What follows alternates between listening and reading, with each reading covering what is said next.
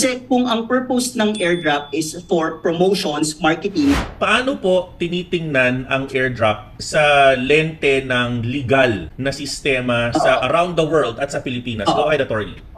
Okay. So first of all, para ma-understand yung tax implication ng airdrop, kailangan maintindihan or we need to take into account the purpose of the airdrop. In the crypto industry, in the crypto space, alam natin na may iba't ibang reason na sa pagsasagawa ng airdrop. Merong iba't ibang gamit until now ng airdrop. Merong nagbibigay ng airdrop as a way to market or promote the project. Meron din naman to somehow specifically give airdrop doon sa mga specific na networks or to reward yung mga previous contributors doon sa development ng ecosystem.